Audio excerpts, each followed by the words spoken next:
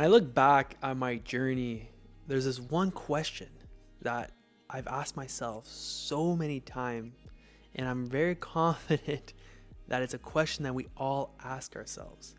And it all stems from a feeling that I've felt for so long, a feeling of being misunderstood. And even though I would connect with a lot of different groups, I always felt like an outcast. I felt like I never fit in anywhere. And it was a very strange feeling. It was like a feeling of just feeling alienated. Like I honestly felt like an alien. Well, I guess we are aliens on this earth. But anyways, I always felt alienated and I could never pinpoint where it was. And this is what this video is about. And I'm excited to dig deeper into this and discover that one question that I believe we all ask ourselves. If we ask ourselves the wrong questions, we will receive the wrong answers. And that's if we ask anybody a question that is not the right question, we'll receive the wrong answer. But it's the same thing when we're reflecting, when we're journaling, when we're asking our soul, our spirit, we're asking our mind, our heart. If we ask the wrong question, we'll get the wrong answer. And I feel like we've been asking ourselves this one question wrong for a very long time. And this is the question: who am I? The question, who am I? I was able to look in the mirror and see my physical body. I was able to understand that I have eyes, ears, nose, mouth, fingers. I was able to understand that this physical body was here. But when I looked deeper, I was not able to understand what's going on inside. What is going on with my thoughts, my emotions, my feelings? It made the question of who am I so much deeper. What is going on inside of the soul, the spirit, the heart, the mind? Where is the mind?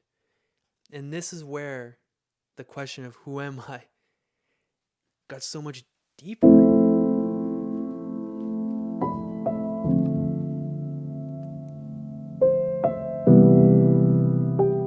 So in a short clip, I'm going to uncover the 3 phases that I did to discover who am I. So before we jump to the 3 discoveries that helped me discover who I am, I just want to share a quick story. If you're interested in the story, I'm just going to talk about the impact of societal pressure that had an imprint on me.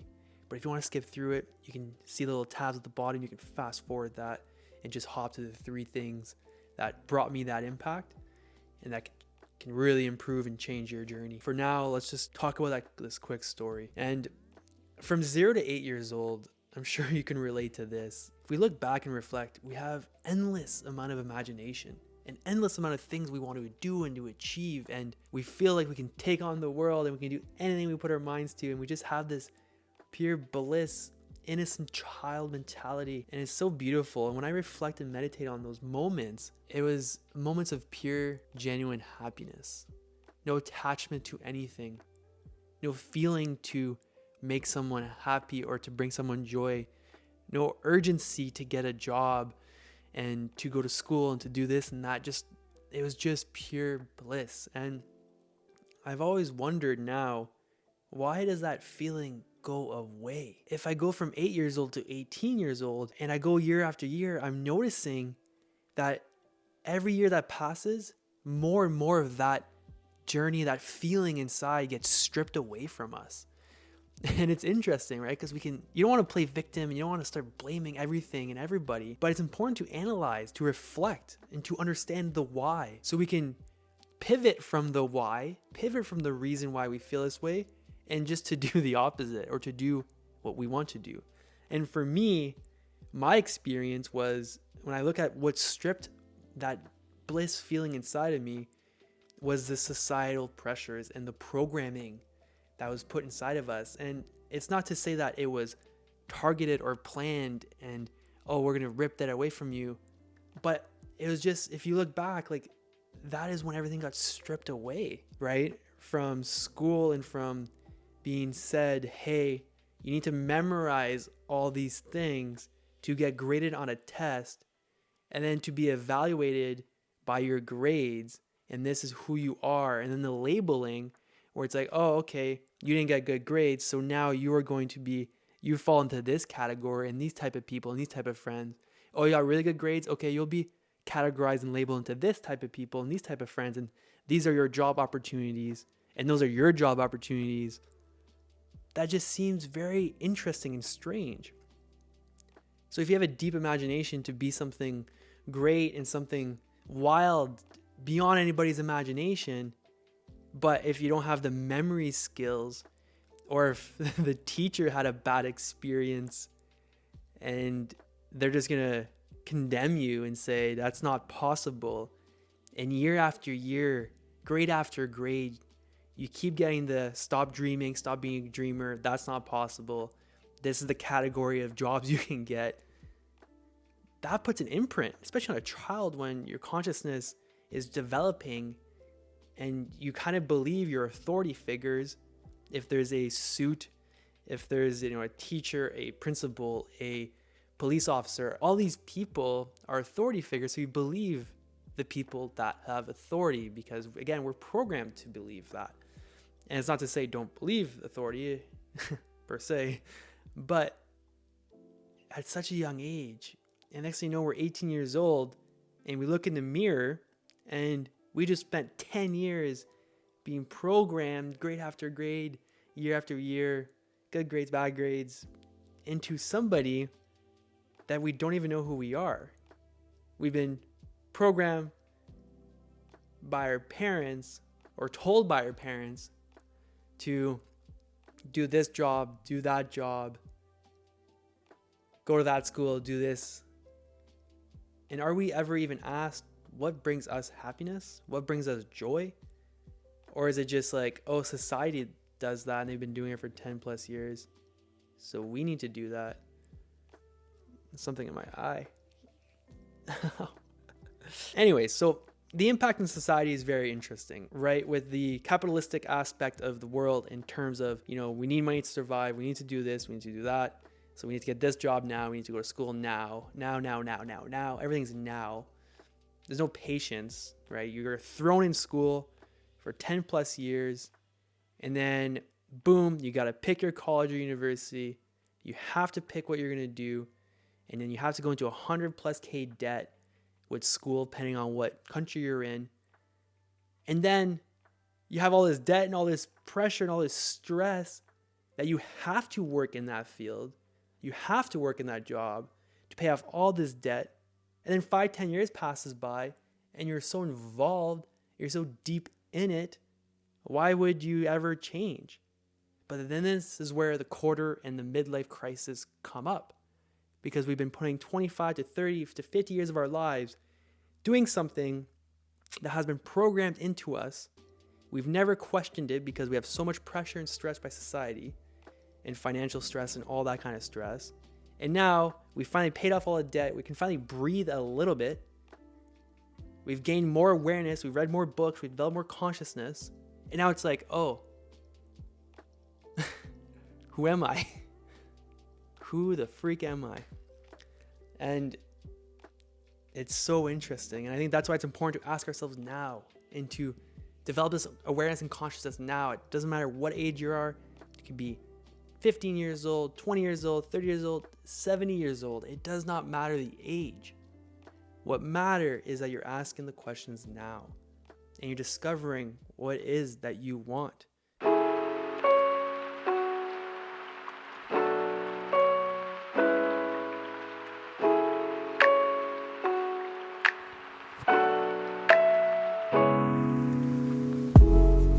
So yeah, 10 years of programming can have a lot of impact on somebody. I revolted to drinking, drugs in my early teens because I was rejecting the programming. It didn't align with me. It didn't align with my spirit, my soul. And that's very dangerous because when you revolt into drugs and alcohol, you could fall into the wrong crowds, which I did. But then it becomes a crutch and it becomes something that you never leave. And it's something that you indulge in, you stay in, because it gives you those few hours of dopamine rushes and it gives you those few hours of happiness. Very few. It's not true happiness. It's all material happiness and like fake happiness, and because you're indulging in all these different chemicals, and it's just a band-aid for a very limited amount of time, like less than a few hours, to then wake up to feel 10 times worse and unbalanced and not a proper strategy. Like it's not sustainable. It's not a sustainable happiness model. So I revolted, but I took myself out of it, and I can only hope and wish and dream for others to gain that confidence that they have inside them, gain that courage and that resilience that they have inside them, because we all have it, to take the leap of faith and to look inward and to, heal themselves, because we can do it. If I can do it, anybody can do it. I know it's a very popular saying, but it's true. Anyways, let's get into it.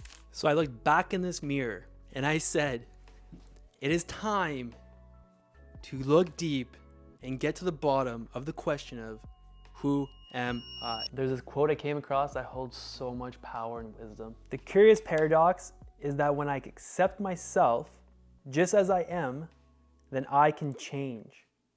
Carl Rogers.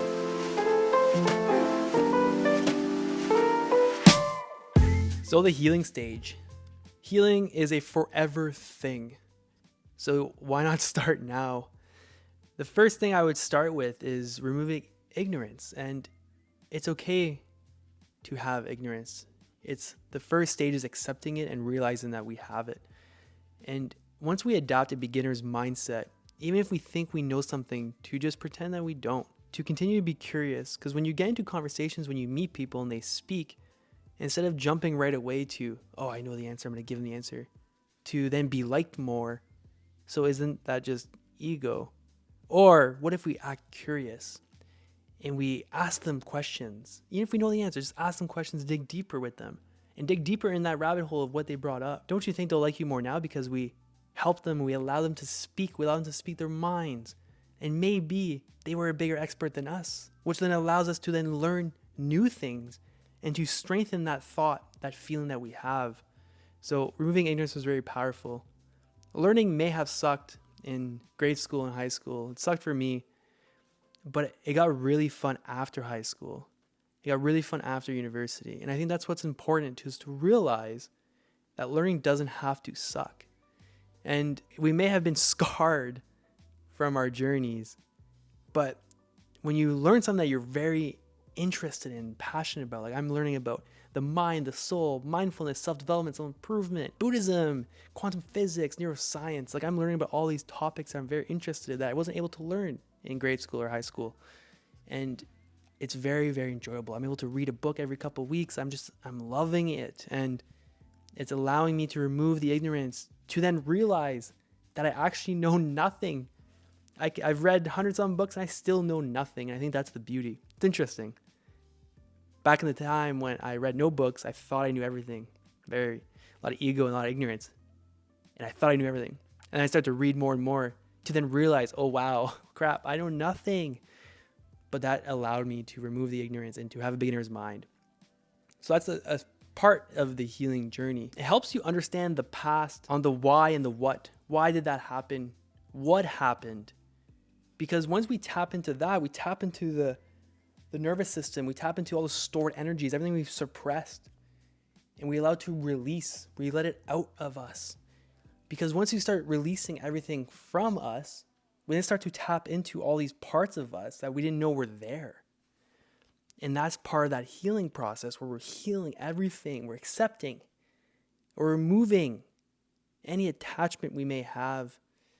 And it's so blissful to release all that stored energy that we've been trapped and stored inside of us. It then also allows you to dig into the victim mentality, right? Once we start removing the victim mentality, right? We blame everybody around us. We blame our parents. We blame our friends, grandparents. We blame everything and everybody. And we're just playing the victim card. But once we stop playing that victim card and we take full accountability, it's during the healing journey. And you forgive everything and everybody, because the past, we can only learn from the past. We can only be in the present moment today, be the best version of yourself today. When we start doing that, that healing aspect puts you in a position to understand yourself better than anything or anybody can understand you, because no one will understand you like you. And now you are a step closer to the question of, who am I? So let's jump into the stage dose. To be yourself in a world that is constantly trying to make you something else is the greatest accomplishment. Ralph Waldo Emerson.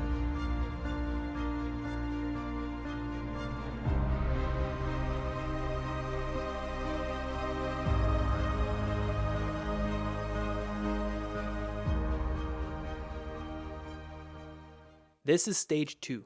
You'll notice that I'm holding a knife, and there's a reason why I'm holding a knife. In stage 1, we did the healing aspect. Stage 2, you'll notice that we are creating. It's the creating stage. Therefore, we are creating something new. We are creating us. We're evolving. And if we are creating something new, that means we need to cut out the things that no longer serve us. Cut out the people, the environments, any energy that is no longer serving us, because we are creating something new. Therefore, we have to empty our cup that is full, to have an empty cup, to fill it with new stuff. During your healing journey, you'll notice a part of yourself where you can hear something, and it's hard to pinpoint, but that's your soul. It's your spirit. It's your heart speaking to you. When you're healing, you're able to notice, what is the ego? You can hear the ego speak. You can hear the intuition. You're able to understand the good, the bad. You're able to know who is actually giving you that intuition, that wisdom. Where is it coming from? You don't want to kill the ego, so don't get the wrong idea with the knife. We're not killing the ego. We're making friends with the ego. We're becoming very good friends with the ego to allow it to speak, but then to understand and to respect it, where we don't have to do that. We don't have to thrive with the ego. We don't have to be the ego. This is where it gets interesting. The question of who am I is the wrong question. Said at the beginning, you ask the wrong questions, you'll get the wrong answers. I spent 10 years asking, who am I, who am I, who am I? And all along, I was asking the wrong questions, so I was getting the wrong answer. And this is where I believe most of us go wrong. It's not our fault, because we see it all over the place in the self-development field. Who am I? Ask you, who am I, who am I, who am I? No, you're creating you. You're not finding you. You're not going on a hike and look behind a tree and, oh, there I am. Finally found you after 30 years. You were behind this tree. No, you create you. Yes, you go on this hike and you self-reflect on the hike and you see these trees and you connect with nature and you connect with your soul and you connect deep and you're discovering who you are and you're creating yourself in that process. But you're not finding you. You're creating you. You're creating the person you want to be. And that's the key. Not to ask yourself, who am I? Tell yourself, I am creating the best version of me. I'm creating me. I am a creator. You are the creator. We are creators. So create yourself. Don't ask yourself. Create you. Create whoever you want to be. And along this journey of creating yourself, this is where a very important tip, very important tool, you need to experience. You need to experience everything and anything that aligns with you, right? This is where you create your values. You discover what your values are. And everything you do along your path, along your journey, has to align with your values. So if the key is to try to discover 3 to 5 core values, right? My core values are community, spirituality, and openness. And I ask myself, if I ever do something, if it's a business idea, if it's a content idea, if it's traveling, do any of these things align with any of my 3 core values? If they do, great, I do it. It can be one of the 3. It's important to experience everything, right? Go on those travel experiences. Start that new job, even if you don't know if you want to do it or not. Go to school for whatever. Like, do anything, experience, and you'll know right away if it's for you. You'll know after 3 months. And if it's not for you, if you do not feel happy, then don't do it. Don't do it. You create your happiness. You create your life. You create your journey. Nobody creates it for you. If you don't create it, somebody else will create it. All that programming that was put into us in school, everything that was told to us, that will be our journey. That will be our life. And then that's where the unhappiness and suffering and all that stuff arises from, is when we live a life that is not meant for us and a life that was designed for us. So design your own life. Let's move over to stage 3, the final stage of this journey, I'm happy there's no fingers cut during the process. You got the create, and you got the be. So stage 1, we went through the healing process. Stage 2, we went through the creating process. We've healed, removed everything we've suppressed. We're now creating the version that we want. To then discover who we are by creating. Now, the third stage, the be stage, the art of being. This is the empowerment stage. This is a self-actualization stage. This is where you step into the version of yourself that you have confidence, you know who you are, you know your voice, you know your tone. And in this stage is the art of being present, the art of living. And when you're in your present state, you're no longer worried about the past. The past is now the past because you've healed it. So it's there. You've reflected from it. It's there. But now you can be in the moment. You can be present. You can be mindful. This is the stage of calmness, the stage of stillness, and the stage where everything comes together, full circle. The stage of deep compassion for others and yourself. The stage where nothing really bothers you because you understand that if it's a down, you understand there's a lesson to be taken there. If you understand if there's an up, you understand that, cool, you deserve that. And you just enjoy the flow of life, the ups and downs, because they're all beautiful. There's beauty in everything. There's yin and yang to everything. And this is the stage where when you're eating dinner, you don't have your phone out because you're present with your meal. Broccoli goes in, you chew the broccoli. Chickpea goes in, you chew the chickpeas. Thinking about your meal. If you're eating with somebody, the phone's away still. You're with that person. Even if you're not talking, you're with them. You're sharing a meal, a moment, an experience, a journey. And these are when the phones start to go away, and when you're having meetups with friends and you're having, community settings. Again, there's no phones because you're fully present with that being. Like we talked about earlier, you're being curious. You're asking so many questions and digging deep into the rabbit hole. And you're just indulging in them, in their presence. Because we're on Earth for such a slight amount of time. Just a sliver of the big spiral of this universe. We get to experience it. How lucky are we that we get to experience in this physical body? We're an energy in this physical body, and this energy is going to go out wherever else it goes, but the physical body is gone, right? So we get to experience life in this body. And we need to be grateful for every moment that we breathe because it is such a lottery ticket to be able to be born on Earth in a body is beyond lucky. Could have been born in a plant. We could have been born in a tree. Could have been born in an animal. Even though at this moment, I think I would like to be a dog, but we won't go there. Anyways, enjoy yourself. Enjoy every moment.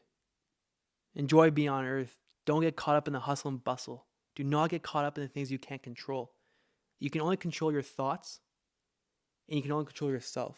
Can't control others, can't control the news, can't control the politics. Don't get caught up in that.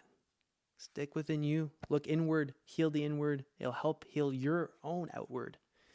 So yeah, those are the 3 phases. Healing process, healing journey. And this is a forever thing. I know it's long, but it's fucking awesome. Sorry my language. I'm just really excited about this. Create you. Create yourself. Stop looking. Stop asking yourself, who am I? Go heal. Go remove all the energy you suppress. And then go create. Allow that energy to flow. Allow your soul to speak. Create that. And you continue to discover who you are. I've changed who I am in the last couple of years hundreds of times. You just keep creating. And then the third stage, be. You're just being with that moment. You're being with yourself. You're being with the people around you and what you're creating. You're just being still in peace and stillness and calmness. Anyways, this was a lot of fun. I'm going to leave you with a quote, a very deep quote. This quote I've pondered many, many times over and over again. I think you're going to love it. Knowing others is intelligence. Knowing yourself is true wisdom. Mastering others is strength. Mastering yourself is true power. Lao Tzu.